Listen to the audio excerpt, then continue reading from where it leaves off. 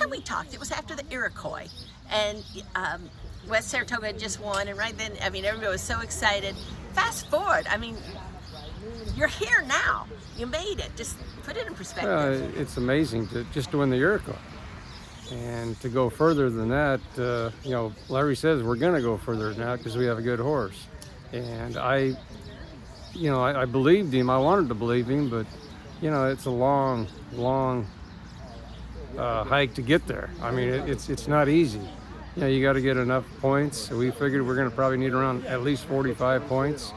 And so we decided to go to Florida and get some points there. We got a few. And then we needed more, obviously. So tried the Jeff Ruby, and luckily we got second in that race, got 50 points, and that put us in the Derby. So the excitement just really started at that point. Yeah, that had to be really huge, finishing second. And I mean, would that almost feel like a win because you knew that at that point you were in the Derby? Yes, we were all happy because it was like a win. Yeah, we got second, but it was like winning because of the fact that, hey, we're in the Derby. Yeah. Larry famously says he doesn't buy cheap horses, he buys good horses Cheap.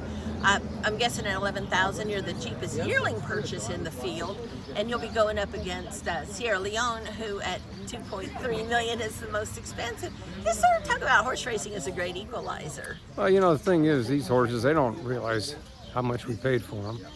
They don't understand odds. They don't care. You know, you put them in the gate, let's go. And then that's the way they feel, and that's the way I feel. I mean, it's just a dollar amount, and you know, sometimes cheap horses are good horses. Larry's been around a long time. A lot of people are getting to know who Larry Demeritte is now that didn't know before. If you could sort of talk about that. Well, Larry's a super person. He works hard. He's here every day. You know, he doesn't have 60, 100 horses like a lot of the big-time trainers do. And they all have assistant trainers. Larry has got himself. And he's here every day, works hard. He's an on-hands person, never leaves a stone unturned. And he just, you know, he's a good trainer. I love the guy. Looking at the field on paper, make the case for West Saratoga. How does he win the race? Well, what he's going to have to do is have a good break. That first turn is going to be pretty important because there's a lot of jostling and bumping going on. We want to be probably in the second tier of horses where we're not fighting to get that. You know, if we're on the outside, we don't mind, but we want to just stay away from horses and be in that second tier, maybe 7, 8, 10 lengths back. You know, 7th, 8th, 9th, something like that. And then when, you know, on the backside, maybe move up a little bit.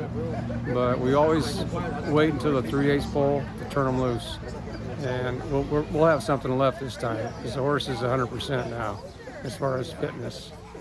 Reflect back to when he was purchased for 11,000. What did Larry tell you then? Well, Larry, first of all, Larry bought this horse in the last book. I think it was the number 6 book. And there was only like 15 horses left after West Saratoga. So I'm thinking, you know, I called him up that morning. I said, Larry, you know, this is the last day. Did you find anything? He said, well, no, not yet, but I'll call you if I do. So he calls me back and says, I like this gray colt by Exaggerator. And I thought, okay, let's see if we can't get him. I said, how much you think he'll bring? He says, probably around 10 to 20. I says, okay, let's do it. So he calls me back after the horse sold and says, we got him for 11,000. I said, that's great. But at that point, you know, he told me he's a nice horse. He went and broke him. He says, hey, this horse does everything right. He's smart, he's athletic, he's gonna be a runner. And I'm thinking, yeah, okay, I've heard that before. I've heard that before from a lot of different trainers that I've had over the 42 years. So it kind of went in one ear and out the other. I was hoping for the best, obviously. Why wouldn't I? And each week he'd call me and say, hey, this horse is really, really good. So at that point, I thought, okay, well, let's see what we got. So we ran him the first time at Keeneland. He ran 4th. He ran a good race. He had the 1 hole, 4.5 furlongs there. It's not an easy trip to do. And then he just got better and better and better, and he got more fit. It took him forever to get fit, this horse, because he's so big and stout, and he loves to eat. He eats a lot of grain, a lot of hay. I mean, he just puts it all away. You know, you put his feet down, and he's in that bucket until it's gone. But so Larry's had a lot of trouble keeping him, you know, trying to get that fat off him.